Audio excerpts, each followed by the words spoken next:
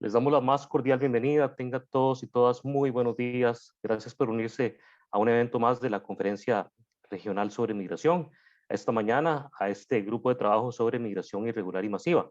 Antes de dar inicio, como siempre, tres avisos importantes.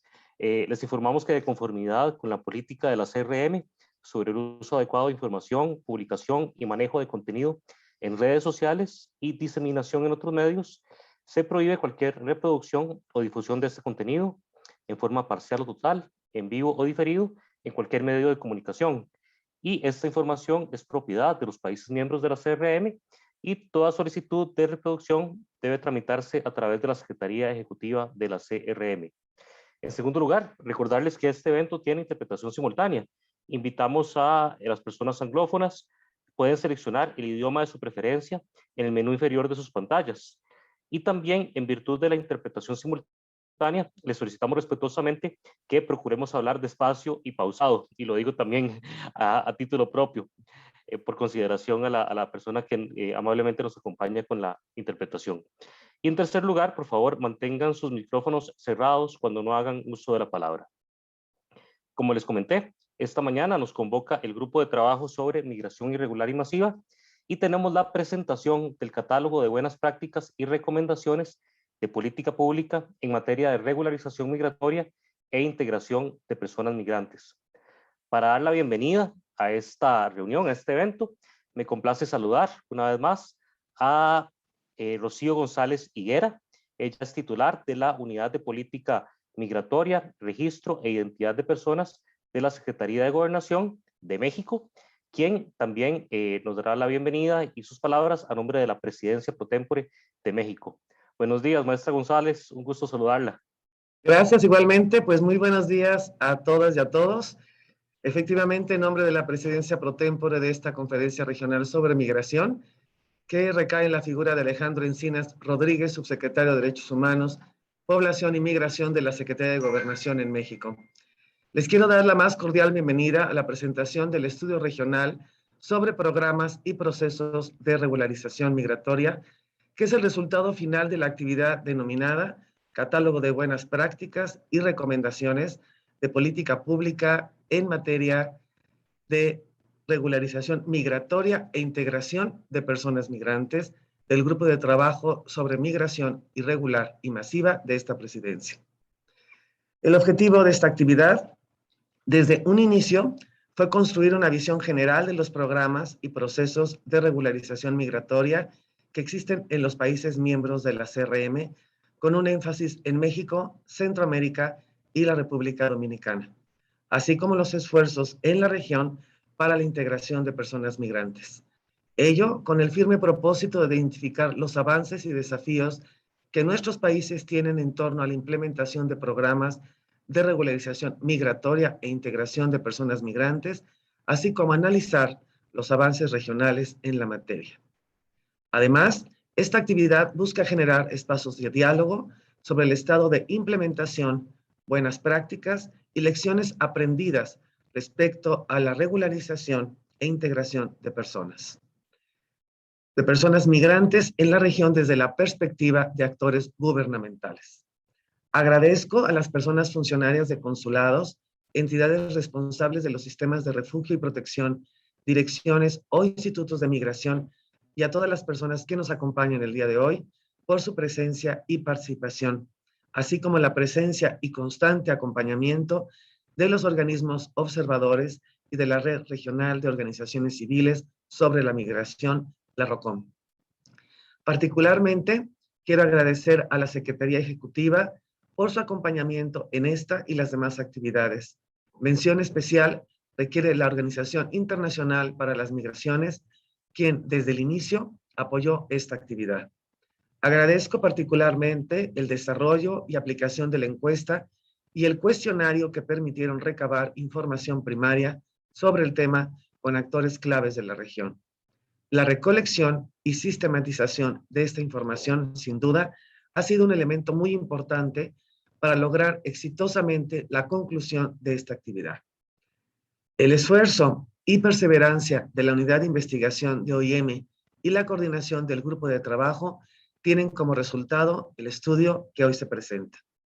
Asimismo, celebro el éxito de la sesión de validación que se llevó a cabo el pasado 15 de julio, en la que presentaron los resultados y hallazgos preliminares del estudio y en la que se generó un espacio de participación, diálogo y búsqueda de soluciones a los retos más frecuentemente encontrados en la región para la regularización migratoria. Desde la Presidencia Pro Tempore de México, estamos ciertos que la información recopilada en este estudio servirá para apoyar a los gobiernos en el fortalecimiento y desarrollo de nuevos programas de regularización que contribuyan a una adecuada gobernanza migratoria. Para ello, es necesario analizar y tomar en cuenta las capacidades instaladas con las que cuentan cada uno de los países, la disponibilidad de recursos y los elementos que caracterizan cada uno de los contextos de los países que conforman la CRM.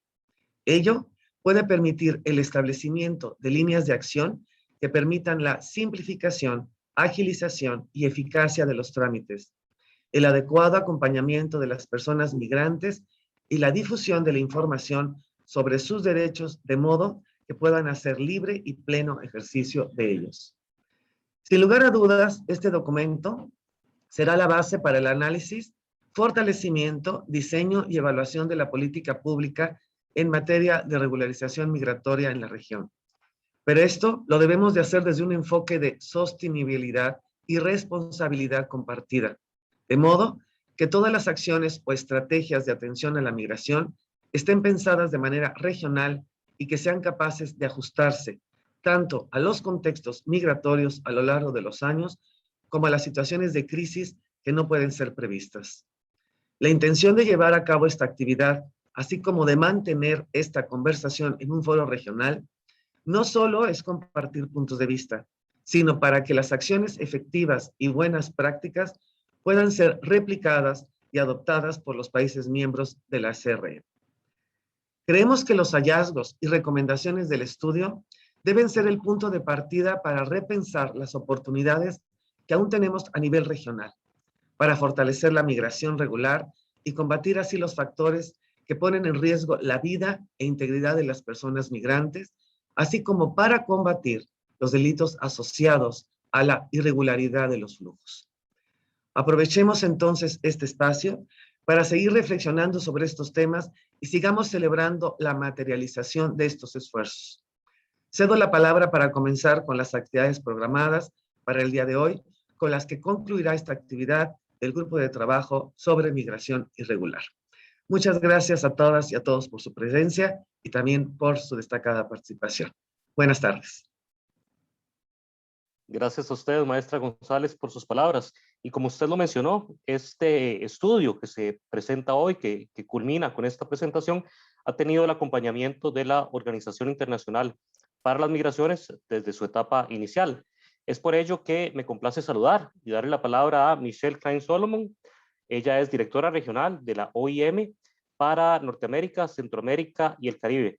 Buenos días, Michelle. Adelante. Buenos días, Luis Alonso. Buenos días, Rocío. Buenos días a todos y a todas. Es un placer estar con ustedes. Gracias, Rocío, para esta introducción bien articulada y creo que muestra la importancia no solo del tema, pero también de este espacio para compartir experiencias y aprender entre nosotros. So I would like to add that the programs and processes may offer benefits to all the parties involved, not only the migrants. So we can use to approach needs and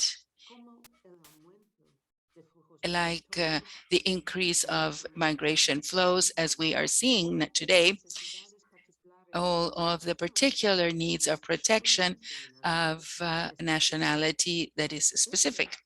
These also facilitates a strengthening of the systems of governance of migration and help to maximize the benefits of migration.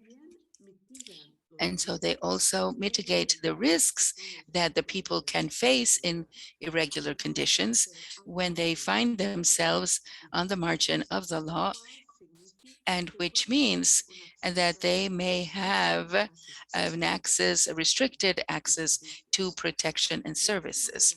So the regularization may also be beneficial to the representatives of the private sector, especially to face possible gaps in the labor market that are not usually covered by nationals. So for the migrants, the regularization may offer not only an identity, a legal identity, but also greater security, compliance with the law, the possibility of working and access health and education systems and social security, facilitating their integration in the country. So although despite the efforts that have been done in the region, there are no guidelines or standards that are clear that can guide the states in the establishment of regularization processes. And so from an approach based on human rights and with the perspective of gender that also can facilitate the integration of migrants in the country. This regional study programs and processes of migration regularization presented in this event is in an effort to create a baseline of the actions developed in the region after analyzing the status of implementation of the programs and processes in Central America, Mexico, and the Dominican Republic. This research identifies opportunities for improvement in the development of guidelines for the creation of processes of regularization, where we can contemplate the need that these are sustainable, as Rocio just said, and at the same time adaptable. So they must allow the adjustment of legislations to facilitate the identification and that should be accessible to the migrants. This study highlights as a fundamental the coordination of internal sectoral coordination with the institutions, the exonerations of fines, and the dissemination of information through different channels. In general, the programs and processes analyzed have facilitated the regularization of an important quantity of migrants. However, we still have challenges that persist, that are significant challenges with regard to their access due to the high costs of the complexity of the documentation and the requirements established. Also, we have evidence that obtaining a regular migratory status does not eliminate completely the gaps for an adequate social integration of the migrants in the countries of destination. The main challenge mentioned for the migrant population is the economic limitation to cover all the costs associated with the process of regularization. The access and dissemination of information is another challenge, important challenge for the population, so that the target population has access to everything during the process. With regard to the inclusion from the perspective of gender, we can establish the need, first of all, of reduce the costs of regularization for family nucleus units, and also specific actions for the attention of needs for detecting and attending to the differentiated needs of women, girls, and female migrants. And so also in the regularization due to family bonds, to award conditions of dependence, and finally, to offer alternatives for documents that are acceptable to show roots in the country. To conclude, I would like to say that for the correct integration of the migrant population, it is necessary to offer a follow-up to this regularization and make efforts to the elimination of discriminatory practices, strategies for the economic equalization, and actions oriented to generating spaces of social cohesion.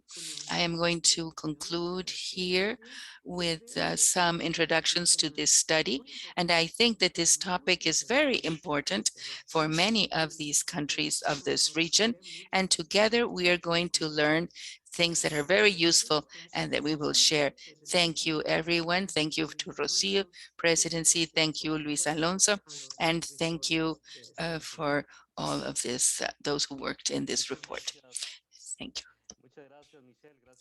Thank you, Michelle. Thank you for your words. And so that we can begin with this context and to learn in detail about this regional study that we are presenting today. In the first place, I am giving over the microphone to Gustavo Pineda, who's the coordinator of this work group of the pro tempore presidency of Mexico. So good morning, everyone. Rocio, good morning. Michelle, thank you. Luis Alonso, thank you. Okay, first of all, of course, to thank the Executive Secretariat for the follow-up and the support in this activity that we have together that is concluding this week, but it was a long process for its conclusion. So, of course, also thank the IOM for the collaboration with the Presidency Pro Tempore of Mexico, and in particular with this work group with irregular and massive migration. So thank you for your support, everyone. As you all know, the regional conference is a space of dialogue that allows the member countries that we participate in it to promote efforts with regard to migratory governance and, of course, to protect the human rights of the migrant persons, and as well attend to the main challenges that the region has on migration matters. In this framework, I would like to highlight that the mandate of this group work is to strengthen the governance of these migratory flows, taking into account precisely this dynamic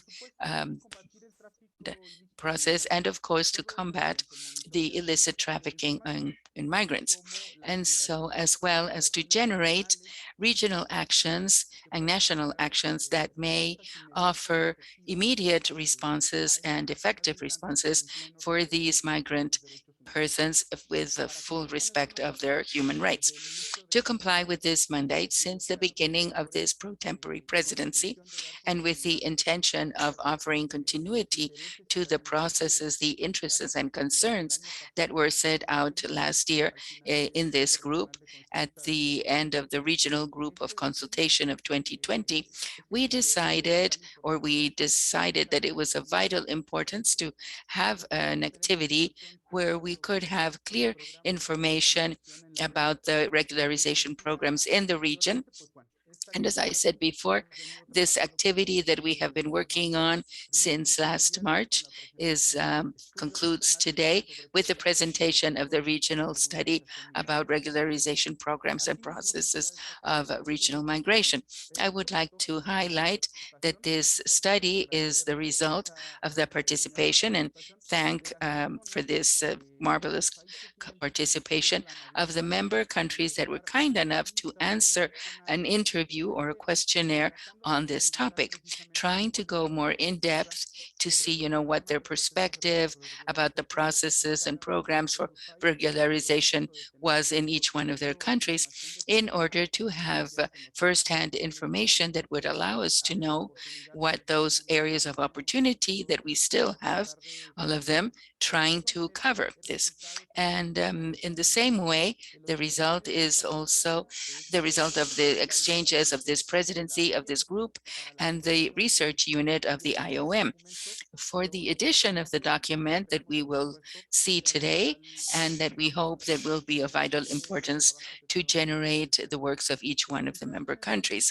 And so the special mention, of course, is for the activity that we called last July 15th in a session of validation, where this work group and the research unit of the IOM, we wanted to present those preliminary results that we were beginning to see, with the purpose of contrasting and adding more information to the sense and significance that these processes of regularization have in the region.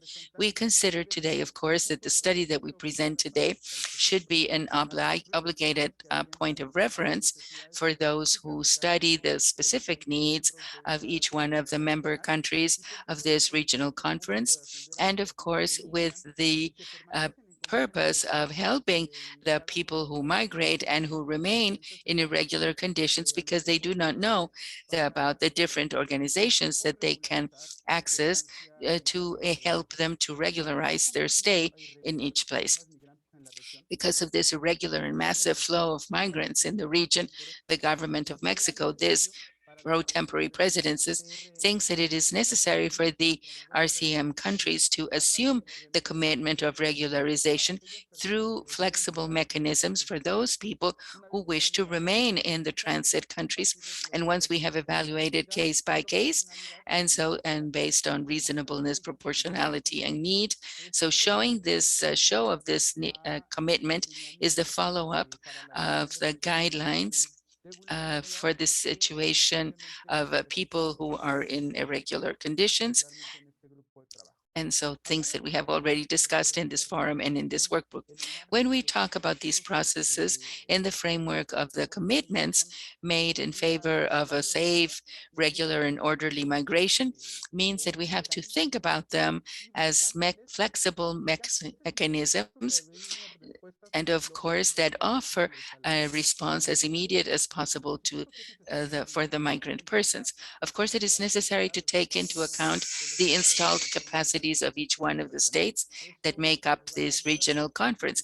This doubtless will determine what each program and processes have to include in this. But of course, we believe that we have to try to generate the resources and the elements that are necessary to build regularization programs that are wide open, that are large, and we have to establish action lines that will allow the efficacy of the steps to be followed. And of course, one of the most important elements is to disseminate the information about the rights of the migrants and all the programs that exist in the region. The study also that is presented today, that you will have access to, precisely has that intention to analyze the best practices and the lessons learned in each one of the countries, with the purpose that each state can make an assessment of their programs and of course can pick up on the recommendations that we have. In my name, and before I give the microphone to the colleagues of the IOM, I want to highlight 4 elements which I think are very important for the construction, for the formulation of public policies focused on migration regularization and that are present in the recommendations of the study. The first one is that this study allows us to recognize the regularization programs in the region, as well as the processes of enforcement of these for good practices and lessons learned. It also analyzes the relation between the migration regularization and the social, economic, and cultural integration of the migrants. And on this point, I would like to mention that, of course, course, one of the interests of this presidency was to try to transit from the regularization programs to the social and economic integration of migrants. We think that it is vital to continue along this path. Two, it is we cannot leave behind these processes of regularization that are sustainable over time and that also construct a process to integrate the migrant population. One of the elements that we saw is that many of these programs are constructed quickly, and however, we should be thinking in the long term with a wider vision of migration and, of course, of the programs and processes of regularization. So with the arrival of migrant persons, it is necessary to think of long-term public policies, which involve the civil society, the private sector, and international organizations. Michelle mentioned, of course, that it was necessary, of course, to have this close link because, of course, the regularization programs not only benefit in the first instance the migrant persons, but also all the entire context around this migration process. So I want to highlight then too that based on the study, we realized or we have seen that it is necessary to construct these regularization programs in a bilateral, multilateral, or regional way. Again, we see before us the need or the character of the regional in the generation of projects that are involved in migration.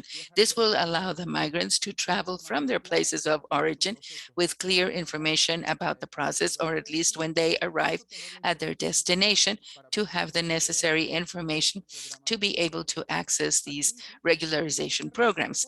Also, it is necessary to reduce costs and gaps for the integration to this program, considering that those who migrate, most of the times they do it because of need, and they don't travel necessarily with the documents they need. And the fourth point that I would like to highlight is that we also exists the need to include a gender perspective in the regularization programs and processes, and of course to try, and I think that is one of the tasks that we have in the Regional Conference of Migration, to build standards, at least regional ones, on matters of regularization of migrants that will allow us to establish agreements or a common floor with regard to regularization strategies that imply all of the countries, involve all of the countries of the region. We think that this document will contribute correctly in this path for the regional agreements, and also for the construction and formulation of migration programs that will be much more robust and fully respectful of human rights. Thank you very much, and we hope that this input will be beneficial for our countries, but also from those who day to day cross our borders. In a moment, we will be sharing this study, and we hope that everyone will have access to this. And we invite you to share this with the migratory authorities and public policies in each one of the countries that make up this regional conference. Thank you, Luis Alonso, and thank you, everyone. Thank you, Gustavo. Thank you for this introduction. And as you saw in the chat, the study is available in the link that you have been forwarded. And so we hope that this meeting will be very dynamic and that you can also access this link and start seeing what this study is about, which will be presented by the colleagues from the IOM. So I'm giving the microphone over to Maria Gabriela Parraga and Jesus Sainz. They are the ones responsible for this study. They work with the IOM and the unit that did this program. Go ahead. Okay, thank you, Luis Alonso. And thank you for your introduction, Gustavo. And thank you all for being here today, for being present today and being able to share a little bit of the findings that were generated through this study. As my name is Jesus Sainz, and with Maria Gabriela Parraga, we are going to be presenting some of the main elements of the process of research of this regional study, and also part of the findings generated through this process of research.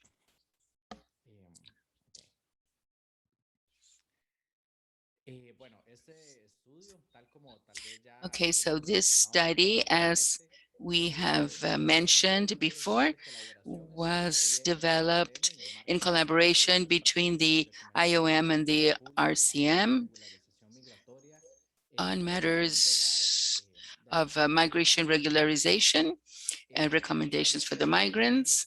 And so it intends to be able to generate a robust diagnosis with a wide quantity of information on these initiatives, and to be able to generate recommendations for the region states in their process of policies at the level of migration. On the other hand, this has also been linked, or is linked with the thematic line 2 in the group work of irregular and massive migration.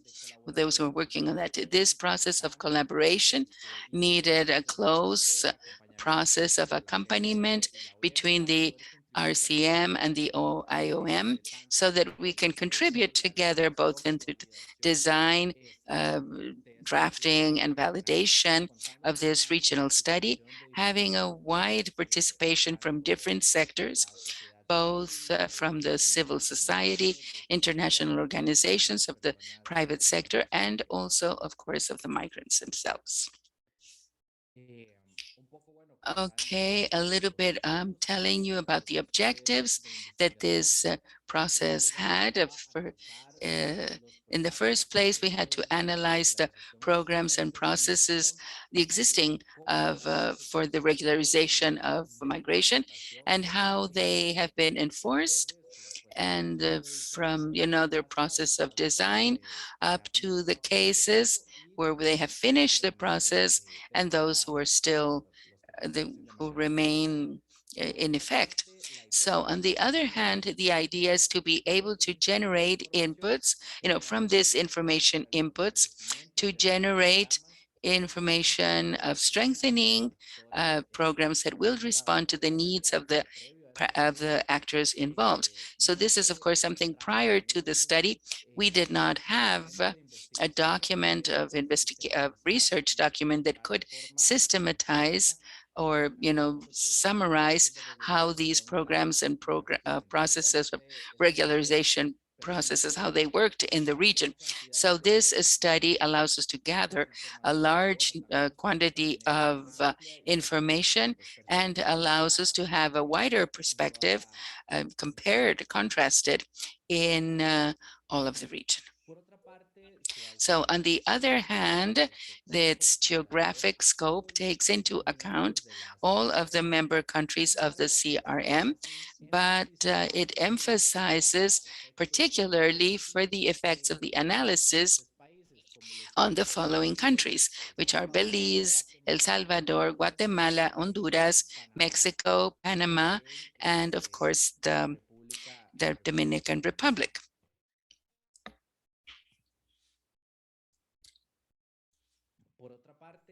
On the other hand, in the process of, so that how we worked, to tell you a little bit about what the methodology was in this study, we took into account as key actors people who worked in government, academia, civil society, private sector, and migrants who have gone through some who have worked in this in some of the countries analyzed. This process of research was developed in 5 stages. One first stage where we reviewed the bibliography about the documents that have been written about migration regularization in different parts around the world, and verifying standards and good practices, international ones on this matter. Then after that, we did a mapping of programs and processes that we were able to locate them, in the legislation, institutional policies, executive orders, and so forth, and documents that would be, public access in each one of the countries of the region. This was also a mapping that was kept alive throughout the research process and was fed. And we added new inputs based on the recommendations and information that was offered by the people who were giving us all of this information. And so after this, we had a mapping of actors where we identified the type of um, people who could give us input for this process, of this research process. Then after this mapping, then we had the first gathering of primary data, and this was developed through two main inputs. One was interviews, that semi-structured interviews that we held with each one of these people, government, academia, civil society, and migrants. And on the other hand, we also had a form online that was sent to people who worked in government of all the member countries of the RCM, and they offered, a lot of input that afterwards, in the next stage, then this when we did the analysis and systematization of all this information gathered, where we analyzed, on the one hand, the programs and processes in each one of the countries that we were studying. And so we did the case studies, specific case studies in programs and processes that we deemed were particularly relevant. And at the same time, we identified trends and challenges and good practices at the level of the entire region. In this framework, after we had a series of preliminary findings, then we developed a first process of preliminary validation with government officials, which was what happened on July 15th, where the people who were members of the research unit and participants of this study, where we looked at some of the preliminary findings, where we had a participative exchange space with the purpose of not only being able to validate, but also to enhance the findings that we had generated up to that moment. So based on all of this input, that is where we finally developed a final structure of the research document. And in the last place, of course, this is where we developed a final validation and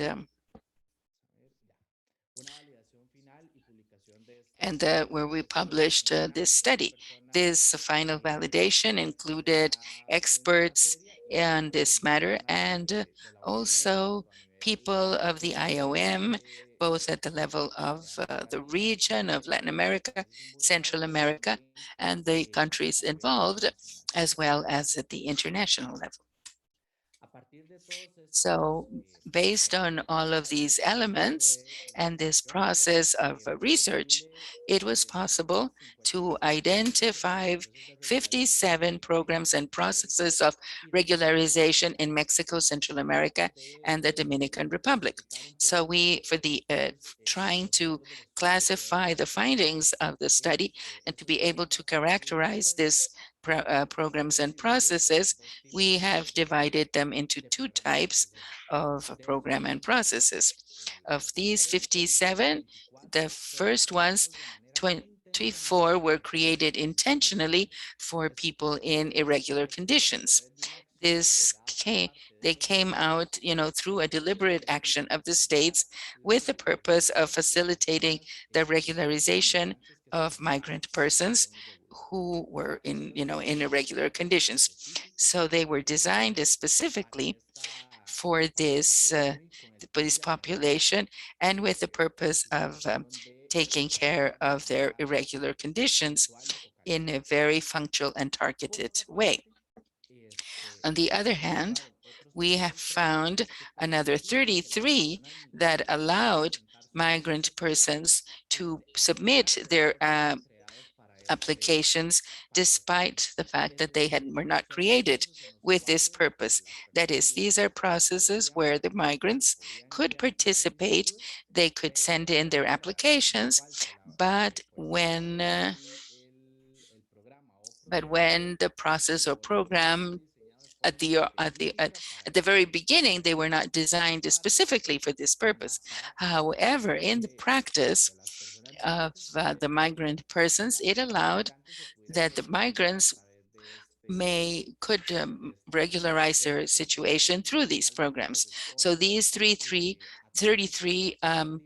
correspond to ordinary steps that did not exclude people in irregular conditions for their application or enforcement, implementation. We can highlight that all the programs and processes that were identified during this process, they were prepared or they were developed at national level. But however, this does not mean that we could not develop coordinations between the countries of origin and destination, coordinations and with the consulates or embassies of the countries of origin, especially for obtaining specific documents that the migrants required for their regularization, with the civil society and also with the private sector. On the other hand, we have evidence that there is a growth at temporary level of the programs and processes of regularization in the last years, so that we can say that most of these programs and processes are recent and they coincide with an increase in the number of migrants in the countries. So we can show you a graphic that you can see on your screen, shows the distribution through, the first 5-year periods of the 24 processes that were created intentionally. So this gives us evidence that there is a trend that in the face of this growth of the number of migrants, the countries have also opted to generate a greater number of these initiatives with the purpose to be able to take care of the situation of the migrants who are in irregular conditions. On the other hand, within the characteristics and trends that we found, we were able to establish that each one of the countries has different criteria to allow the regularization of the migrants. We need to also clarify that a program or process can have several criteria that allow the regularization within one same initiative. And so here I'm going to go more in depth into this in a moment, but just to give you an example, for example, it is possible that one program can allow the regularization of one person because they has a family bond or because they have a specific nationality, and at the same time for humanitarian reasons, all within one initiative. In this framework, we need to mention that the programs that allow that the migrant persons access them through their family bonds with their relatives in the countries where they're planning to go to. This has been the instrument or the criteria can also associate this with the international standards about reunification of the family. In the second place, and very close to family bonds, we also have those programs of regularization that allow their access through the temporality of their stay. In other words, they allow the access to migrants after they have been in the place for a certain amount of time, or because they came into the country before a specific date. On the other hand, we have the initiatives that have a labor character. For example, as we mentioned before, with the purpose to solve the gaps of access on matters of labor matters, and also to contribute to the labor market in the countries of destination. Also, we have developed initiatives with the criteria of a specific nationality that seek to take care of a country of people who come from specific countries, especially to attend to cases of protection, attention in particular conditions that maybe these countries face. And so, of course, there are countries that are experiencing an important volume of migrants in irregular conditions from specific countries. So we also generate initiatives to solve specifically the situation of these persons. On the other hand, there are also some initiatives that aim at a bit the criteria that people should have a certain level of income in order to regularize their situation. Where also humanitarian reasons, also that they have a specific age. And so we also have a few of them that are for study reasons and also for legal protection for the migrants in irregular conditions. So as I mentioned before, the programs with family bonds are the ones that predominate. And in general, what this gives us an evidence that this diversity of criteria, what they point out. And so the migratory regularization, where we would see to approach contexts that are very specific and that they are also an alternative to the processes of attention that are generated in the countries. On the other hand, as we mentioned before, the programs and processes of regularization, they also generate benefits for each one of the sectors that are involved within the migratory processes. So it is important to highlight that for the countries that receive the migrants, this represents a benefit in as much as it favors them, that they have a better control of migration. They facilitate that these people can contribute economically and with taxes in a better way. At the same time, they allow to improve the governance of the countries, and they also contribute to a better compliance with international standards and commitments assumed by the countries in different spaces. On the other hand, for the countries of origin, this also facilitates they may receive a larger number of remittances for those who work formally, and they contribute greater, an increase in their income with regard to those people who are in the labor market in the informal sector. And on the other hand, it also contributes to a greater protection of their rights of their nationals in the countries of, where they are received. Also, for the migrant persons, it offers them a greater protection and rights to a legal identity. It reduces the risk of labor exploitation or informal work, or, and also contributes to generate a greater access to health systems, social security, education, and also to their social, political, economic, and cultural integration in the countries where they are going to stay. And finally, for the private sector, it allows it to solve gaps in occupations with a low participation, where the people, the nationals, are not involved very much. So this allows to solve these limitations or scarcity of workers.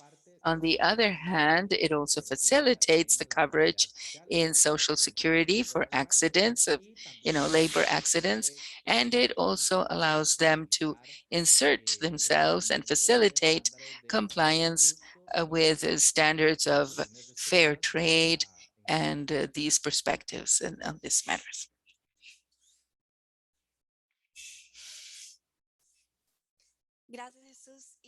Okay, thank you, Jesus, and thank you everyone for participating today, and reiterate our appreciation for everyone who helped us to strengthen these findings through your inputs, your reviews, interviews, the conversations, and the validation session.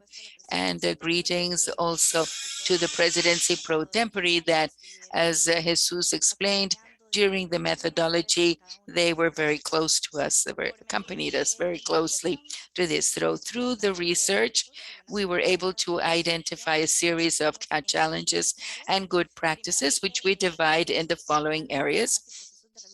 First of all, the access to the programs and processes for migrants. Second, an inclusion of a gender perspective in this creation or enforcement of implementation of programs. And finally, the effectiveness and sustainability of the results of regularization, especially with the renewal of categories for this migratory classifications and the integration of the migrants also. And so in the area where we found the main needs or challenges was that the people should have access to these programs of regularizations. We found that in general, the migrants do not know what the steps are to follow and what are the procedures through which they can regularize their situation. This is related that there are several challenges and opportunities. For example, that there's empty criteria in the accompaniment and the assistance that the migrants who seek to regularize their things, that there are some procedures that are pretty complex, that are not centralized in one own institution or in the one geographical way, that the virtual platforms, although it is a great advance, some of them are a bit confusing for the migrants. So that is not the main way that they're going to use to receive information about these steps. We also, in the region, there is requirements and documentation that is a little bit complex to obtain. Sometimes documents that they cannot find in this place, they have to go back to their country of origin. We also identified that the migrants might fear coming to find out about these steps because they fear detentions or fines or deportations. And so we also identified in most of the interviews with migrants and the civil society and government, it has to do with the costs. High costs. To regularize the situation implies very high costs, as well as for the obtaining the documents, the apostille, the certification. So they might have to have expenses, legal expenses for representation, which may be required in some countries. And also the people have to mobilize and move, go to these different institutions, and they cannot do it in just one window, centralized in one institution. So they need to pay for transportation in order to clarify their questions during the process. It also represents costs, for those people who have to ask for permission from the people who are working, because these institutions, they have office hours, which are the same hours where the migrants are working. And so also to find appointments, they have to be done by telephone, and these appointments are not, this way of obtaining is not free. It implies costs. And so there is a scarce information about these processes of this information. So they don't really know what to do. And the existing options to regularize their situation, they don't have enough information. They don't have know about the options of regularizations. And so people in general, they say that they did not know what are the processes, or they said that they had difficulties in identifying them. Sometimes when they use very technical information, or the information is not available in an accessible way for blind people or deaf people, or that in other languages, which may be the languages that these migrant people speak. So, but we in the region, we also identified good practices to make these programs more accessible to migrants. Some countries centralized all the steps in only one institution. Some others, countries that have summarized very clearly the documentation and the requirements for each category of migration, generated spaces of free legal assistance in several of the countries of the region. And so some countries, they also have established digital modalities, but also in person for the application and submission of documents, so people can choose whatever is more useful. And so also establish free telephone lines for information. So this is a good practice. It does means that people don't have to move and no travel to find out about this information. And then finally, the amnesties between origin or to they also need, there's also agreements with the consulates and things so that the people don't have to travel to their countries of origin to find these documents. And so with this co-responsibility principle, based on this, then they can work together. So with regard of the inclusion of a gender perspective, we identified challenges, which is information, limited information, for the inclusion of women and LGBTI people. We also identified that the families of migrants, they tend to regularize the men because they are the ones who provide for the home. And so then we postpone, or we don't have as a priority the regularization of women, who then need to join informal channels in the market, and their rights are not respected fully. So also because of family bonds, for example, which is what migrants in the region use most, may become more complex for same-sex couples, especially in countries where this is not legal, or also where the regularization through family bonds gives us the idea of they are based on the idea of a dependent. And so this limits the independence of women from their spouse or things, and they can. We also identified there are no considerations for the identity and expression of gender, especially when the current image of the persons may differ from what appears on their identification documents.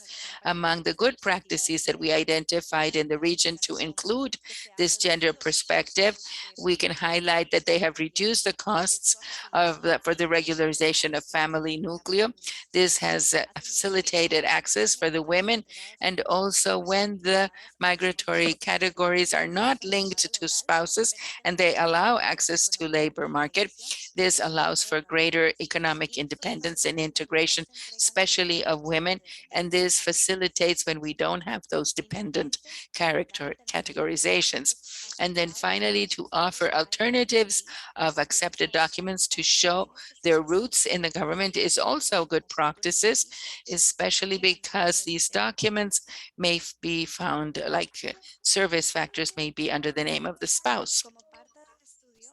As part of the study, we found that one of the most interesting challenges, lies in ensuring this effectiveness and sustainability of the results of this regularization of migration. To ensure this, it is a bit complicated because there's an absence of clear guidelines and standards, international ones. As Jesus says, although we have international standards for the protection of migrants, they do not exist international treaties or specific standards for the migration regulation. And in the access, this is also implemented at national level, and they lack some efforts for bilateral, multilateral agreements. Also, in some countries of the region, challenges persist with regard to the reform of labor frameworks, migratory, that may strengthen the processes of regularization in these countries. And the main challenge for the renewal is the difficulty in these steps of renewal, because many times the requirements, the documents, and sometimes fines and costs that take place in the first context are not maintained for the renewal process. So in this case, many people may find it impossible to cover these costs or their documents for their renewal, and then they find themselves again in irregular condition. On the other hand, we found these good practices that allows us to strengthen the effectiveness and sustainability of migratory regularization. First of all, to be able to award these migratory categories with extended durations, and that they have more time to get these documents and that they can save money in order to obtain them. Develop guidelines for the creation of processes of regularization through a law, for example, that may include specific provisions for this. Also, to be able to follow up to the programs and processes according to their status of implementation, and also to make regular management reports and results. And so also to be able to strengthen exchange and dialogue and cooperation about these regularization processes with the member countries of the RCM or other countries in the region. Another good practice is to flexibilize these documents that are required for the renewal of migratory status. For the integration of migrant persons, we identified that there are no specific provisions in the region that allows us to consolidate this. Also, not all migratory categories allow rights that facilitate a social and economic integration, especially those categories that are awarded as dependents, as well as non-resident, or as those that are visitor. As for example, these categorizations may not respond to the migratory needs that migrants have, especially if they have been residing for many years in the country. So amongst the recommendations of the study we have is to include these specific provisions, award categories that do allow work, social security, opening bank accounts, education, and health, among others, and also to develop efforts for the elimination of discriminatory practices, and those also for the integration of the migrants in the economy, the social context, and so forth. Amongst the conclusions, we have that although the processes of regularizations, they offer several benefits to the countries, the migrants, and the private sector, these have to be developed to respond to the needs of these actors involved. As we mentioned before, the economic limitation is the main challenge that migrants have to be able to access these programs and processes. Additionally, they're not very clear about what are the options of regularization, their requirements, and the necessary documents. The processes of regularizations mean a mobilization of funds, of personnel, of multiple logistic coordinations that the states carry out, which are carried out to obtain the benefits that this regularization offers. However, if the person are not able to renew their documents or their migratory categories, these efforts do not have the long-term benefits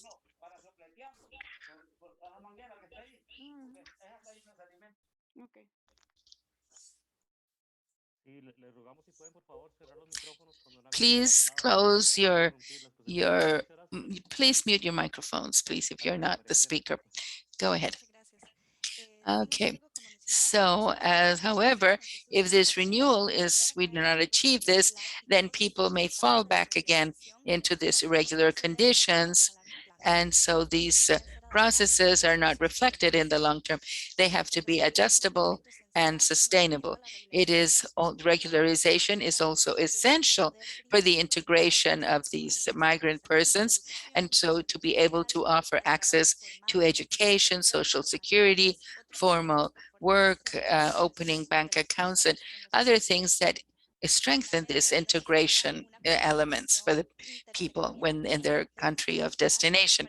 It is necessary to have an intersectoral and interinstitutional coordination, especially for those countries where they don't have only one institution where they can centralize everything. They have to be more accessible with regard to the information and also the accompaniment and we have to look at the connected, direct costs. As part of the main findings of the study, we developed some concrete recommendations for the states that allow to strengthen the programs that already exist and create new programs and processes of regularization in these member countries. These recommendations are divided into 3 phases in the creation of programs and the implementation of these programs and the categories of migration.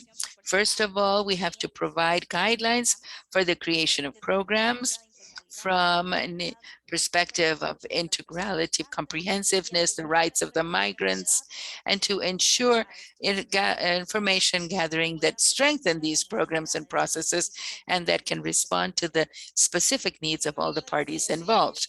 In the framework of the CRM, we also recommend to promote spaces of dialogue and cooperation of good practices with regard to these regularization programs through the work groups, just as we are doing this today, as well as, of course, to continue with all the good practices of involving organizations of civil society and representatives of the private sectors in the consultation processes or in the strategies to implement these programs or processes in the countries of the region. It is also relevant to have new studies generate this to strengthen these processes, existing ones, and create these new programs specifically for regularization. It could be to take care of the needs of specific populations or economic sectors of interest like agriculture or domestic work, where many migrants in irregular conditions work. And then finally, the recommendations that we made also to include the perspective of gender is that we should not only include women, girls, and adolescents, but also LGBTI people, that they have different needs and they face differentiated situations. For the implementation of programs and processes, we recommend some sections to reduce the costs for the regularization of migration. So, for example, they have to be based on the average income of the migrants so that we can implement also amnesties for, and simplify the requirements and processes. Those who are thinking of regularizing, and so we have to establish, for example, free telephone lines, extend hours of assistance, of attention to these people so that they can have the option to do this, do these tasks outside of their working hours. So we need to coordinate also with the countries of origin to facilitate obtaining these documents that they need through consulates and embassies. And so flexibilize the documentation that is needed, for example, what identification documents they can submit, to simplify all the steps in one only institution with offices in several points around the country, and requirements that should be clear and transparent with the purpose of preventing that they present their application to programs where they maybe not comply with the requirements, and that it is not all of these criteria should not be subjective, but that they are clearly explained. With regard to the strengthening of the systems of dissemination of information, we recommend the generation of digital channels through which the people may know about their rights, simplify the times, the costs, and the rights of the migrant persons, create alternatives for the products and information services are available in different languages and are accessible to people who have hearing or seeing disabilities. And also with regard to the officials, these should also have all this information very clear so that they can offer it to the migrants too, and clearly.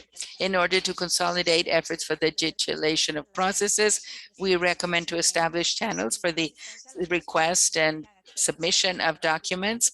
And so also keeping other channels that for people who may not have access to these digital platforms, and also to create a process of that is digital. And we need order and transparency in the countries about this data that is requested. And then finally, for the protection and assistance and accompaniment that is offered to the migrants, we recommend a free legal advice regardless of their situation, and also to train officials to identify situations of vulnerability.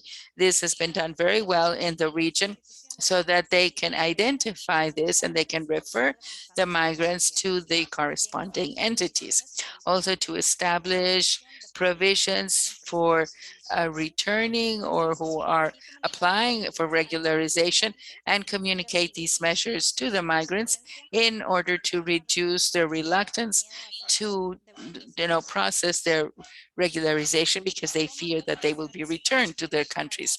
And so finally, as recommendations for the renewal of migratory categories and the integration of migrants, after the regularizations, we have in the first place established measures to facilitate sustainability of regularization, award categories with extended durations, flexibilize the documents that are required, particularly for those people in vulnerable conditions, maintain exceptions or reductions of costs for the first renewal, of the migratory categories that have been awarded, and monitoring and assessment of these programs to identify what are the areas for improvement and what is really happening.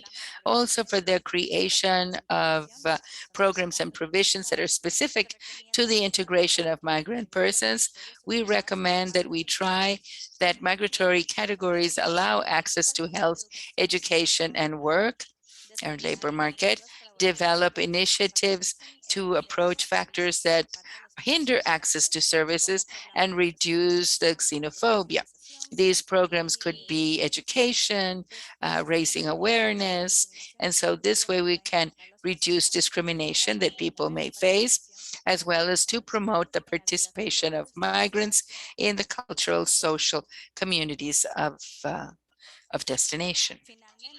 And so finally, the programs and processes of regularization are fundamental in the migratory policy of the countries, and their implementation contributes to offer greater opportunities and respect for the rights of migrants, as well as the benefits that we mentioned.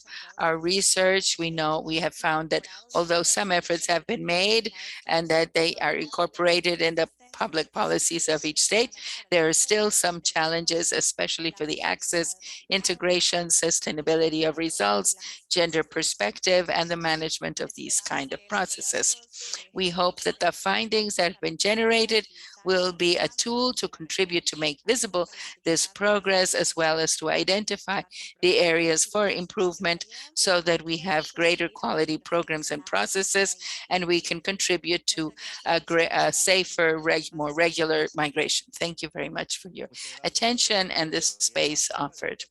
And so, okay, thank you very much, Maria Gabriela and Jesus, the researchers of the research unit with regard to the program of migration of Mesoamerica of the IOM. Thank you very much for your presentation. So that we can continue with the agenda, we will have a space for dialogue. So maybe we could gather some questions or comments in that space so that we can move forward with other presentations in the agenda. So you can write everything in the chat. So I would also give now the microphone to Diana Sanchez of IOM, International Law About Migration, and she will give us a presentation from that unit about international right on migration. Good afternoon. Hello. Good greetings from Geneva. I think everything has been said.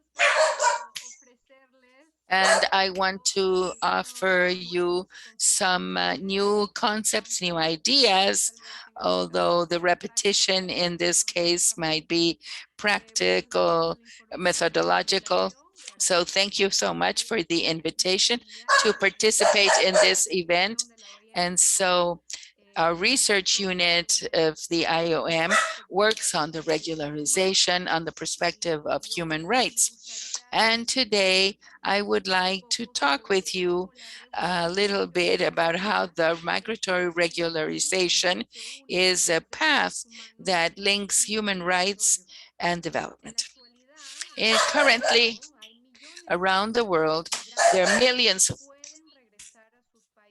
that cannot return to their countries of origin because of complex situations of high vulnerability, but a high number, relevant number of people, they do not qualify as refugees. These persons, who are millions, they fall in the regulatory vacuum of protection, remaining behind on the margins of society and law, a situation which is highly vulnerable that can generate even more problems if we do not find practical solutions, dignified and humanitarian, that can benefit everyone.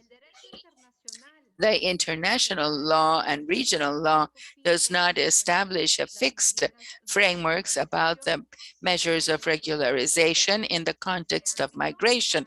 This context falls, within the sovereignty of each state. However, any free measure that the states may adopt on this matter have to respect the standards established by international law, regional law, and also customs, international customs throughout over time. In fact, already exist several practices adopted by various states around the world, not only like this study has seen in the region, but we also have other practices around the world with the purpose of offering protection to the migrant persons and their rights, especially those persons in vulnerable situations or irregular ones, under an approach based on human rights and with a gender perspective. Now, at international level and regional level, there are already efforts to strengthen the creation of programs and processes of regularization, as is evidenced in this study, but also, for example, the new directives that can serve as a guideline for the development and the implementation of regularization measures by the states. For example, the measures highlighted in all of the World Global Pact for an orderly and safe migration.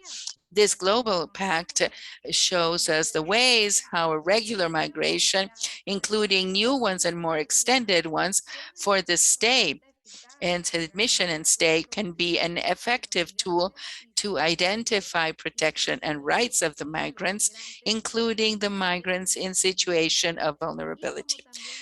And as we have also highlighted by the note that was recently published by the Migration Network of the United Nations about the ways of admission, regular ways of admission and staying of migrants in vulnerable situations, as well as the different practices of admission and permanence based on the human rights and for humanitarian reasons, already adopted by several countries around the world. For example, through the adoption of such a provision in the law of migration or adoption of migratory temporal permits for humanitarian reasons, taking into account the sustainability. Other good practices of regular ways are, for example, any legal path of recovery between states with regard to the labor mobility and competences, the bilateral agreements with regard to the integration processes, regional and or also sub-regional, and the regional initiatives of free circulation. as well as also very fundamental, the cooperation with regional organizations and international organizations that have mandates on matters of migration matters and who are present in the countries. Also there to support the states to be able to facilitate the adoption and also the implementation of these regularization measures. The paths for regular migration, they benefit all of the countries, helping them to construct strong communities, contributing to the sustainable development, especially at the local level, responding to the needs of the labor market, as well as strengthening their capacity to identify who comes in, who transits, and who remains, who stays in the country and the territory. So it is also an intelligent security measure, since this may be an interest of the states. Also, the regularization measures contribute to reduce the risk that the migrants fall into vulnerable situations and may become victims of trafficking in persons, illicit trafficking, sexual violence, gender violence, the abuse, exploitation, and the exclusion and discrimination, among others. Also, the regular ways they guarantee the protection of the human rights of the migrant persons, for example, their access to health, education, work, decent work, social protection, among other human rights. Therefore, it is evident that the regularization is a path between the protection of human rights of the migrant persons and the sustainable development of each country, facilitating thus a sustainable integration of those individuals into the country and their local communities. The regular migratory paths for admission and stay are any legal, political, and or administrative policy adopted by the states with the purpose of facilitating mobility, admission, and regular stay in the territory of a state, regardless of if the initial entry was regular or temporary. These practices are, for example, the provision of visas before arriving or when arriving at a port of entry into the country, the establishment of regularization processes, or the award of residence permits or working permits for migrants in irregular conditions who are already in the territory, as well as the offer of ways of adjustment of one migratory category into another one for people who are already in the territory, because we're talking about how other statuses or the conditions are available. So despite these great efforts, we have common challenges, and this is normal in the implementation of these regulations related in general with the protection of human rights of the migrant persons in the context especially of the mixed migration, irregular, for example, the needs always respect and protect and respect the human rights of the migrant persons without any discrimination, even and especially in the border areas. These persons, under the international law of human rights, they enjoy the protection with regard to their human rights, especially those persons in vulnerable situations and irregular situations. Each case has to be examined, duly examined, so that nobody is left behind, and the information, the orientation should be facilitated, as well as the access to the procedures, so that the migrant persons may exercise in the practice their rights and access them. In fact, the situations of vulnerability and irregularity, they expose even more the migrants to acts of discrimination and violation of their human rights in different contexts, which makes the situation much more serious. The vulnerable situations that already exist are much more serious. And so unfortunately, also the COVID-19 pandemic has exacerbated negatively this situation. Therefore, the migrants, they run more risks of being left left behind, which only affects not only their human rights, but also especially it stops, it hinders the sustainable development of any society, any country. So before the COVID-19 pandemic, new measures which are more sustainable have to be adopted to overcome these common challenges of implementation. The measures for the regularization of migrant persons in irregular situation, they offer a very important and practical solution under an approach of human rights. These measures not only help the governments to govern the migration in a safe, orderly, and regular way, but they are also a measure that prevents possible violations of human rights, such as the detention due to migration, which is arbitrary, and the returns, which are violations of the international law and the international custom. The migration can be managed in more effectively, and the regularization is one tool that offers solutions in this sense. So this also means that the regularization measures support the countries to comply with their obligations regionally and nationally and internationally on human rights matters.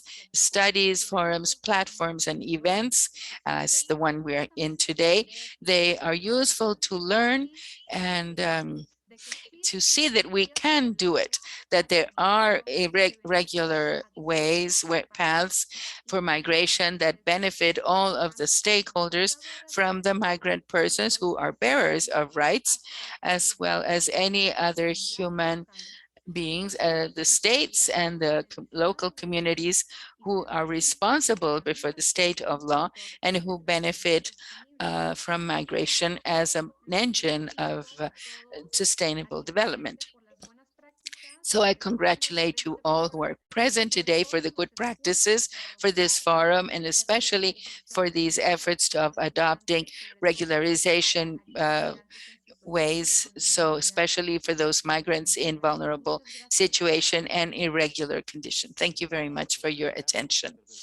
Thank you, Diana, for your intervention from Geneva, and we appreciate your connection at this time.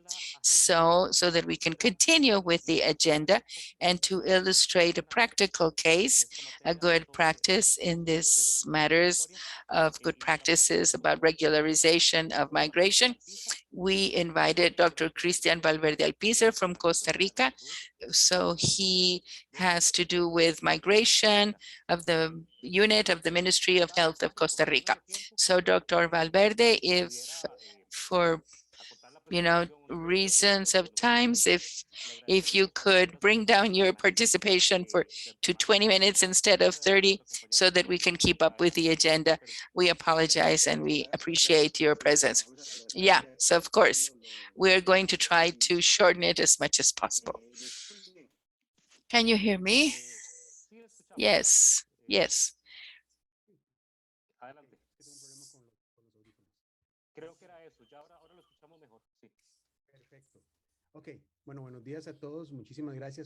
Good morning, everyone. Thank you very much for the space. We're really going to try to be as short as possible so that we can work with the time.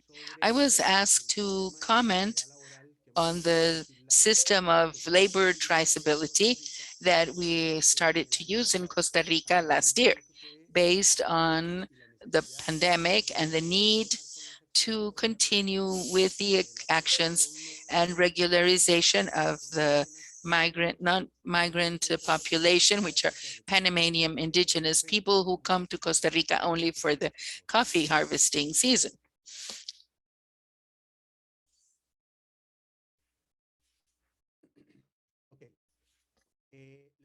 Okay, I'm going to give you some context so that the participating people can understand what we're talking about. So more than 50 years ago, between the ministries of health of both countries, migration of Costa Rica and Panama also, we have tried to find a way of regularizing, but we have focused on giving this sanitary traceability to this migrant population.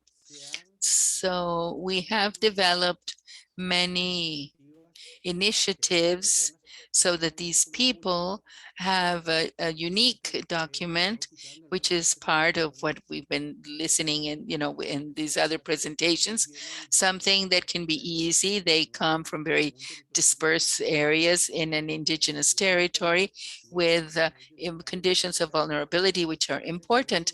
And some of them, they don't even have their own personal documents. And so this is why I'm telling you that over many years, both countries, we have made efforts to try to regularize this population. So last year, because they found the borders closed, they were not going to be able to come into the country. So although they are, as the person before, although we had binational, bilateral agreements for this population, especially because of their millenary customs of transiting, over this border. But because the borders were going to be closed because of the COVID, we needed to hurry with what we had already been talking about, which was a tool, a sanitary tool that would be able to homologate other migratory things so that we were able to give them some kind of traceability.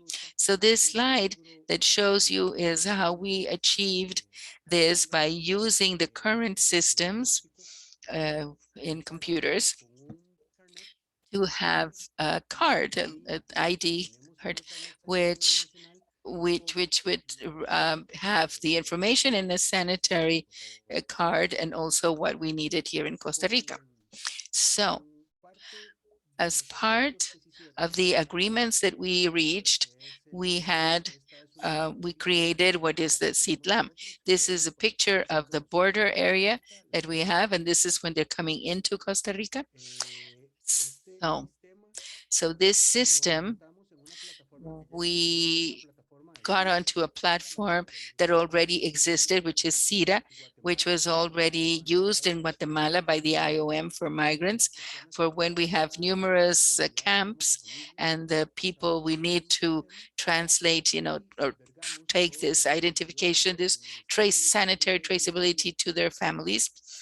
And we did this, and these are we saved all this information in the servers of the Ministry of Agriculture of Costa Rica. So, but we tried to engage with other institutions of Panama so that we were able to achieve that this qualified labor force, these indigenous people who were qualified and they would collaborate in the coffee harvesting last year. In order to achieve this very quickly and as part of what had us to do with this forum, we set up some sanitary systems between Costa Rica and Panama, and the people in that, with that coordination between the two ministries of health, they were assessed or evaluated before if from their indigenous territory. And so they start to move on the rest of the territory. They have medical checkups throughout their journey. And so if we found anybody was positive or any other kind of pathology, Panama tried to treat them as they have done historically.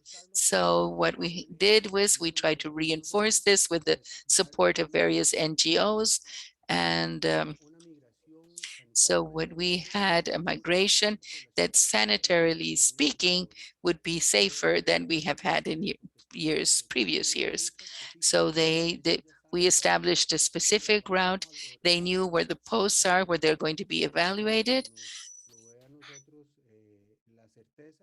And this provides us with the certainty that when they come into Costa Rica, they're going to be in good health, and this is going to be important. This is very important. If they have some kind of pathology or some disease that may be chronic or that may not be immediately treated by Panama, then we would do the follow-ups here in Costa Rica.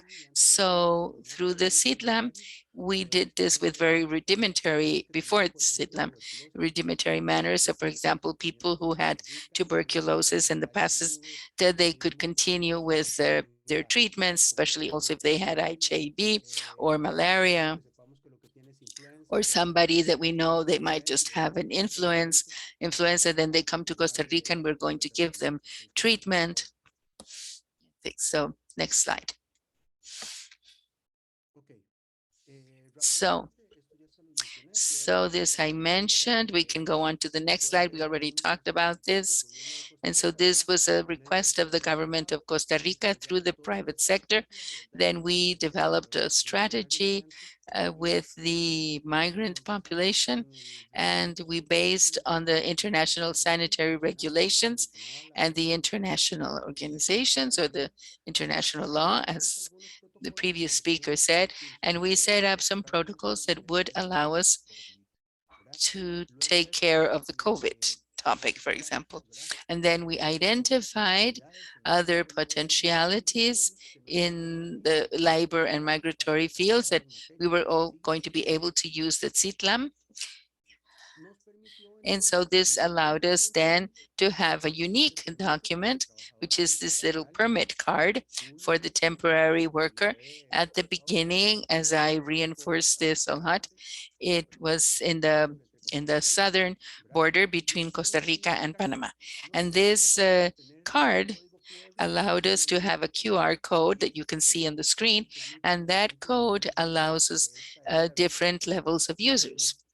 And this gives us access with regard to health, labor, migratory topics, and all of this allows us to issue a unique document that everything that all of this worker is going to have to come to is going to need to come to Costa Rica and have a series of guarantees, so that a person who comes into a country alone or with their families, they have access to Social Security, access to education services, to banks, access to documents and migratory processes in only one document. Through this little card, we were able to that we could have the necessary executive orders to homologate all this information there.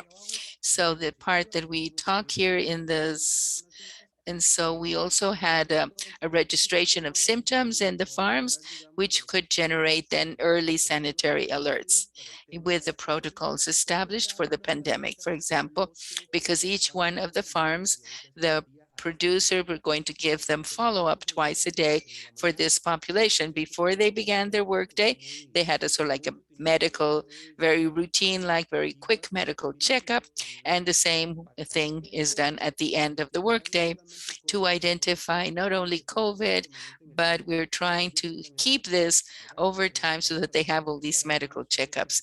And this way we're going to be able to detect other conditions of risks in the countries that may allow a social and health attention for migrants much quicker and things before we have to wait, for these people to have a pathology that is manifested. So they have reports through an app, through their devices, with a cell phone or a tablet, some kind of mobile device. And so they have this, the people who are working there, and this is reported directly to the Ministry of Health. And so there we can coordinate, the research or, finding out what this people really has and the treatment that person needs. And so this is also communicated to Panama through these international channels. So these are the different kinds of ID cards. And so I'm going to show you here all of this rich information that they have here, because last year we only had workers who were of legal age. Last year we also had some minors, so we did some ID cards for minors, especially for the Panamanian indigenous population. And then we tried to include this in the Nicaraguan worker population in a dialogue with the government of Nicaragua, that these people were going to have the same recognitions that these other indigenous people. They were going to have Social Security, the migratory part, that were able to do all their procedure without, greater requirements. This requires a few previous steps of, who is coming, some of the qualities, some of the, the people who are going to bring them to work here. But this allows them that once they are in the country, they can move from one farm to another, from one agricultural sector to another. So they're offered some traceability. This traceability is sanitary and migratory only. We talk about a sanitary traceability in case we have some kind of a spike of something. We're going to be talking about, for example, in the citrus production farm, if they're picking oranges and they're going to go to a melon picking producers, then we have to ensure that they're not, moving one disease to another sector. And so, of course, you are the experts in this field. So we need to know where these people are, if they are being paid their insurance, if they are being paid their social benefits, so that everything here is legal from the employer part. So how do we achieve this? We achieve this through raising awareness, being close to the producer. We know that to use migrant labor force specialized in some of these products, this helps them to obtain certain international awards when they export the product that they're exporting, even in the country too. And so this regularized labor force and regularized with sanitary conditions, this increases the value of that product that they are harvesting. And so another important topic that I can't leave behind is that in the country we have made efforts for the intercultural topics. So we base ourselves on intercultural topics depending. You were talking about gender right now. We talk also about topics of if they're an indigenous population, because we don't only have this one, we have others with the border of Panama, but in the Caribbean part, and this is in the Pacific, the one that we're talking about now. So this allows us to value what is the migration that they do.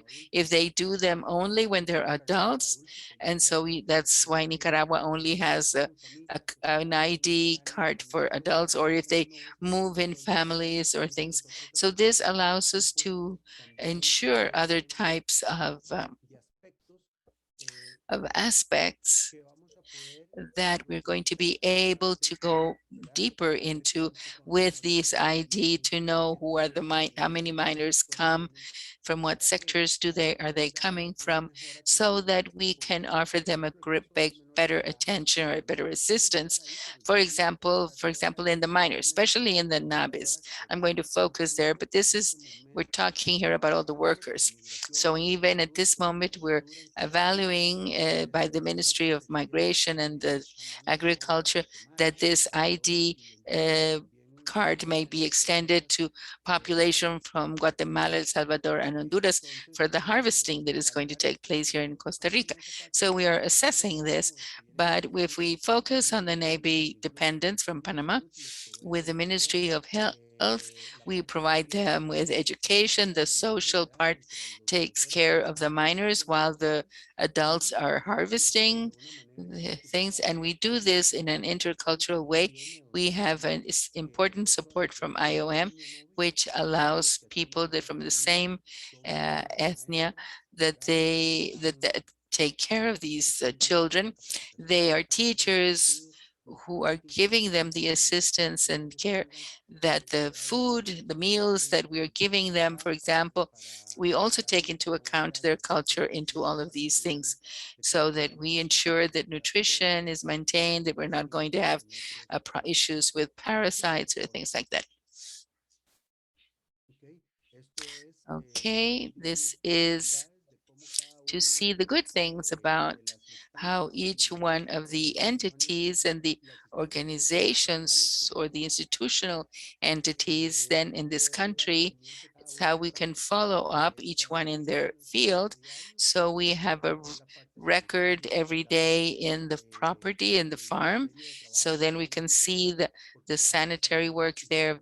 And we also look at the Ministry of Labor, what they are doing, and we ensure that all of the employers is complying with all the requirements that he needs to with regard to this migrant population. And so we follow up on this so that we are sure that this migration of these people is being done correctly. So this is the part of symptoms. This is about health. This is what I was telling you about, these twice a day checkups. And so we have the QR code, and then we can look at, all this attention that they are receiving. Okay, the benefits of the system, and within this forum, for the regularization of these populations and giving them certain follow-up to this. We have profiles which are only labor force. We also have the part that monitors COVID that allows us to do this. And this early alert system of COVID is also going to allow us in the future to have early alerts of other pathologies later on. We are already working on this.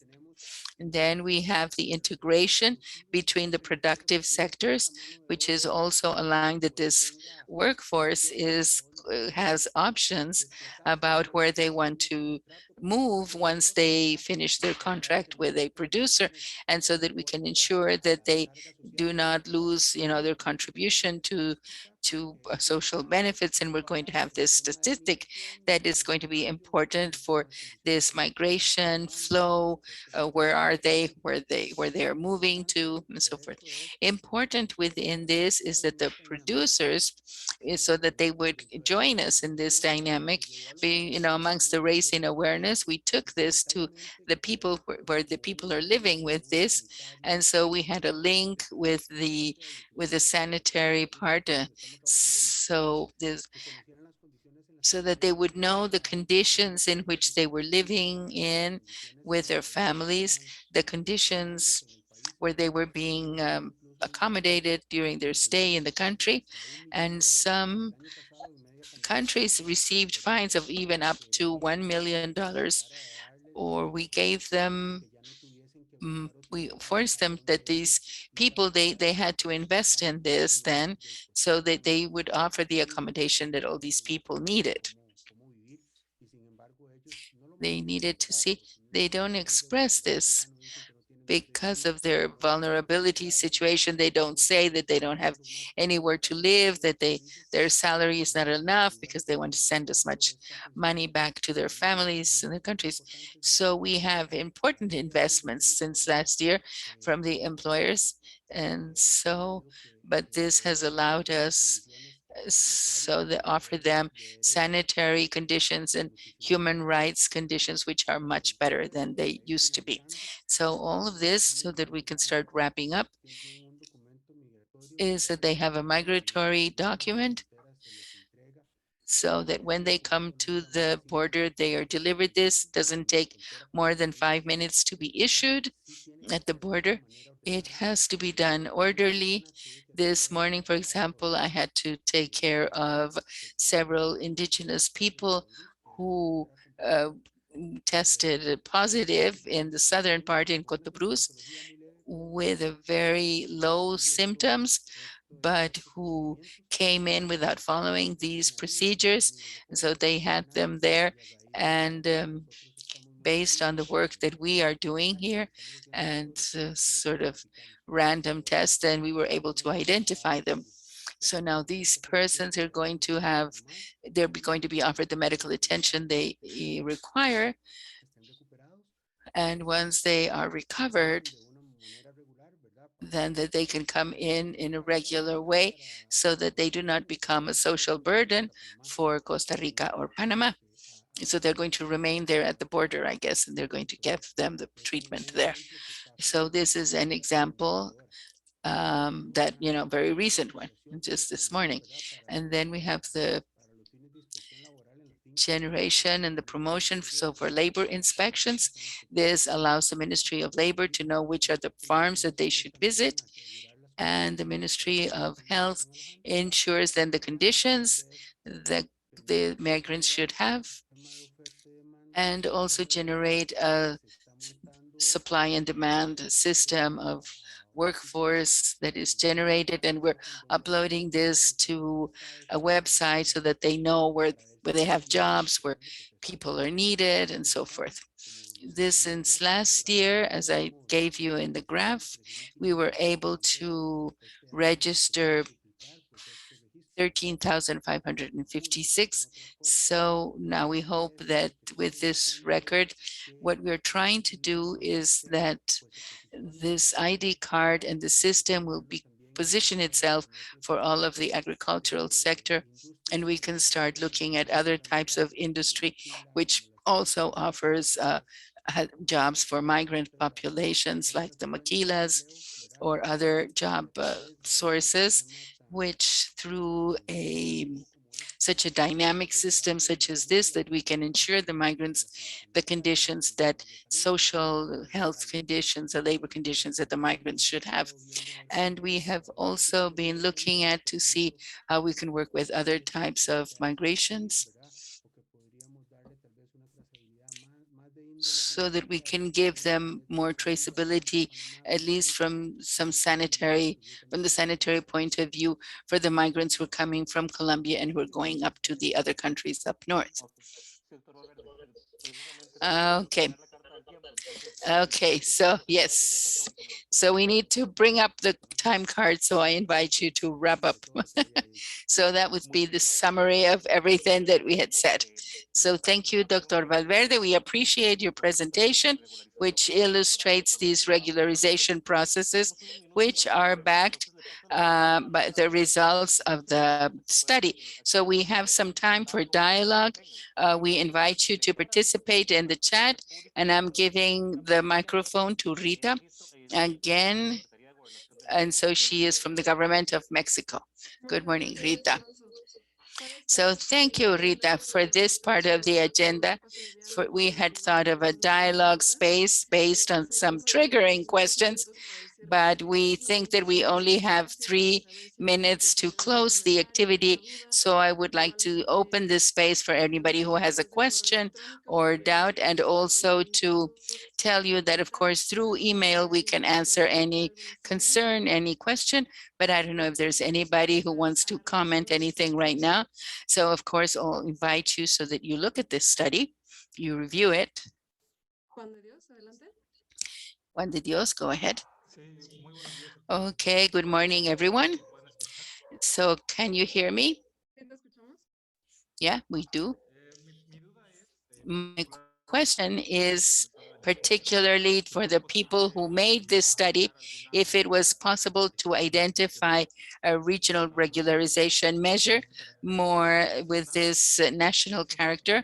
I'm thinking of good practices of Mercosur, where there is an agreement for regularization and for persons who are nationals of that community, which is Mercosur.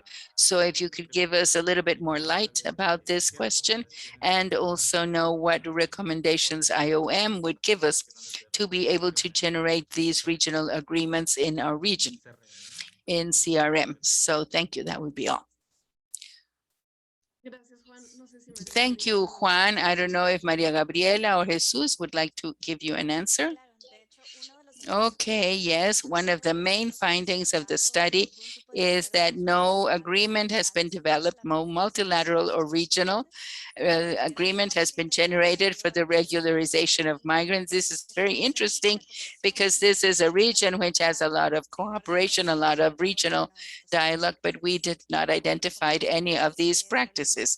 As recommendations that we established for this is to strengthen the processes of dialogue and strengthen the cooperation processes, so that in this way we can establish these processes that respond to the needs both from the countries of origin as the countries of destination, private sector, and migrant persons. I don't know if briefly this might answer your question.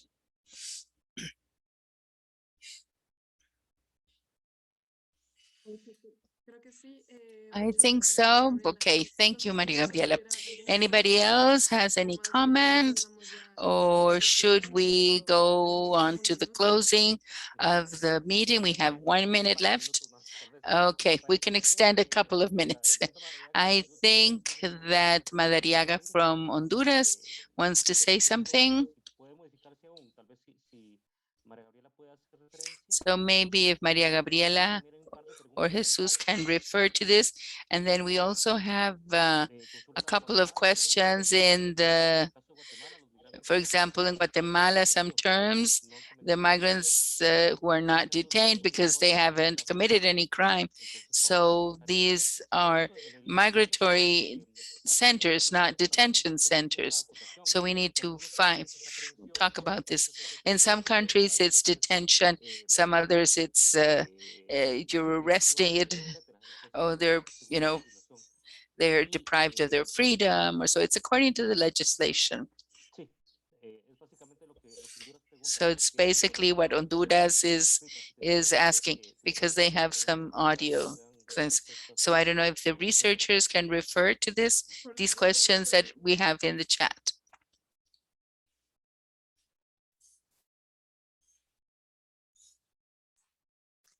Perdón, la primera consulta sería puntualmente si todavía. So the first consultation, if there is some space to modify the document to use the adequate terminology. I think that yes, maybe not an immediate change, but I think that we can look at this request and that it could be incorporated into the final version. And then when we have done this, we can change this and then upload it again. So we know that these terms are a little bit sensitive and that they vary from one country to the other. So I don't know what other question was there on that subject. So maybe incorporate a footnote that for Guatemala, this could be in agreement. They could coordinate with Mr. Mazariegos. We can coordinate this another day, soon. And there's a question for Dr. Valverde, if there's a link for this written information about SITLAM. So we have Luis José Luis Aragonés is asking whether there is a link to access the information about SITLAM. So also, if we could offer this space for the feedback, so whoever finds this relevant, if we can incorporate all of these comments into the study.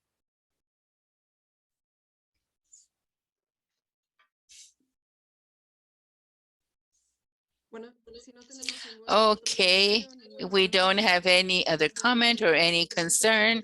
So reiterate that we are paying attention to our email. If you have any other comments, and then just give over the microphone for the closing of this activity. Thank you very much, Rita, for coordinating this very short space for dialogue. But we know that you can send us things that Monica Barrantes has another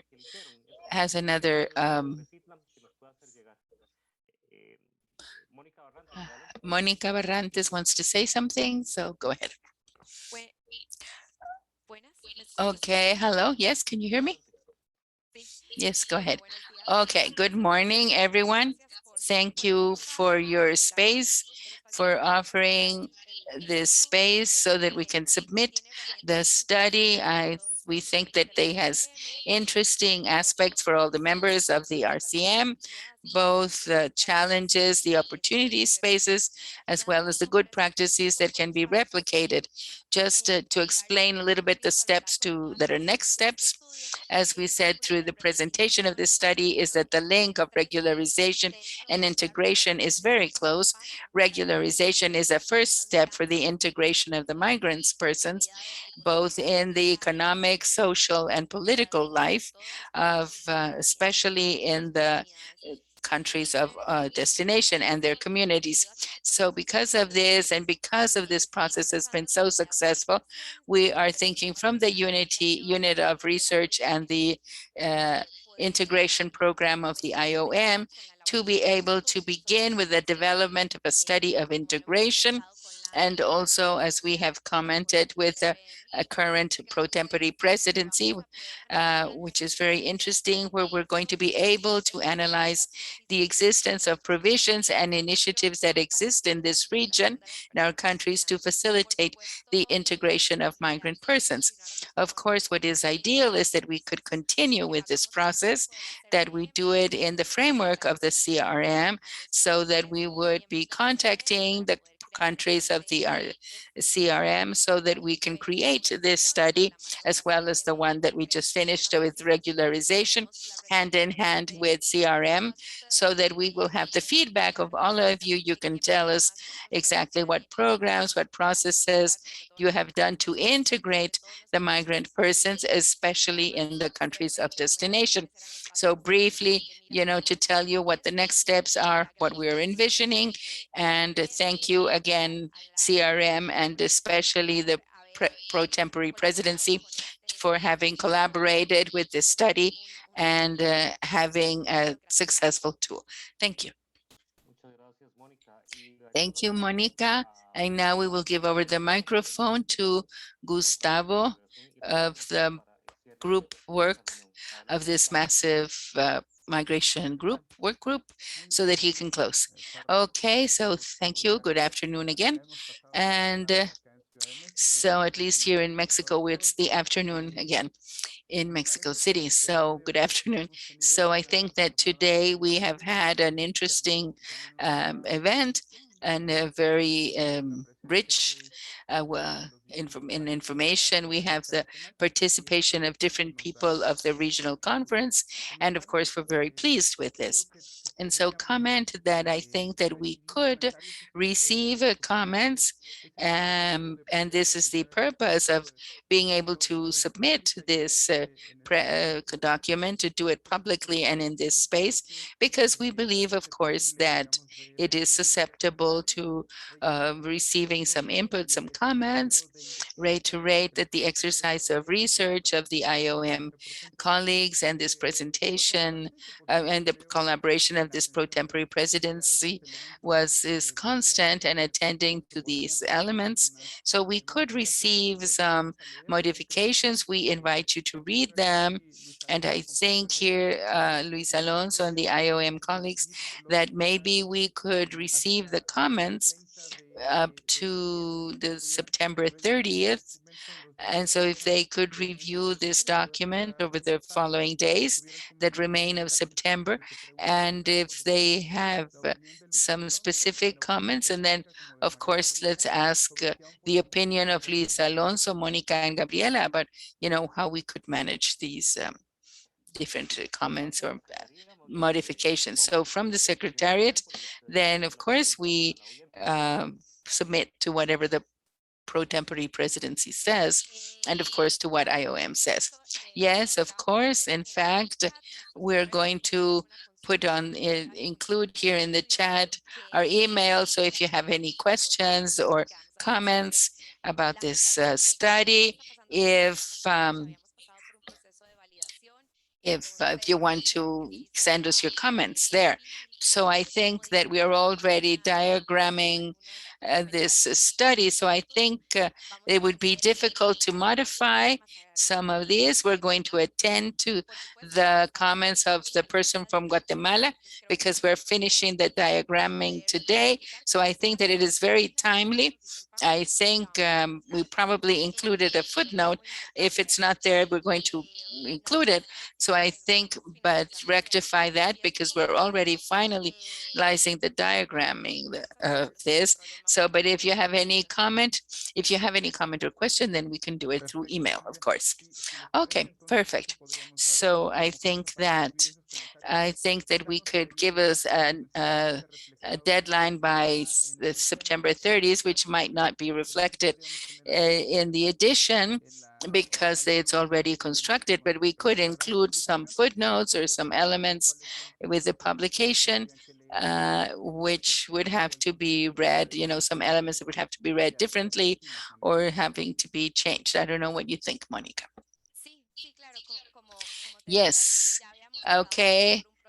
As I said, we had already gone through a validation process, But however, if there is any comment or something that we deem that we need to include, and so a footnote, of course, we can do that. Okay. Okay, so we could move forward, and so invite you to review it, to read it, and that you take it as a baseline to generate the policies on matters of migratory regularization. This has been a long event. We have gone over 10 minutes, but I think that that speaks above the interest, because most of the people who commented this session continue with us. And so this speaks of the great interest that we have in these events, in these activities, and particularly in this document, and invite you to we could underline this invitation to please review the document, and that we can all begin to construct policies on matters of migratory regularization, taking this document as a basis, and also taking into account especially the good practices and recommendations that are spoken of there, because of course we can continue to construct regularization process in the long term. And so I believe, colleagues, that what we are left with as a great task as part of the Regional Conference of Migration is to be able to construct regularization processes as a regional level, so that we can establish a dialogue, and of course to put on the table the opportunities for the migrant persons who wish to move from their places of origin, or sometimes to be able to work temporarily in some of the countries of the region. So I think this is what we have to aim for. And as Monica was saying, I think that the important element here is to invite, send out a cordial invitation then for everyone to the president, the pro tempore presidents who will assume at the end of this year. So I think that we could continue to generate work on these matters. As we were saying at the beginning of our participation, is that regularization is only one of the elements, an important element, but only one of everything that means the integration, the social and economic integration of migrant persons. So I think that we can look at a second activity, which would be a continuation of this first work on regularization matters, and that, of course, all of these good practices and recommendations on matters of migratory regularization, we could also look at this on matters of social and economic integration of migrants in the entire region. We have a lot of tasks left to do, but for today, from the pro tempore presidency in Mexico, we're very happy to see these results and that we all have access to this document today. Thank you for your presence. And so, of course, pay attention to the next activities of the pro tempore presidency in general, and especially about this, the work of this group work on migration. Have a great day, Luis Alonso. Thank you very much. Thank you. Thank you, pro tempore presidency. Thank you, IOM. And thank you, everyone, for being here today. Bye. Gracias.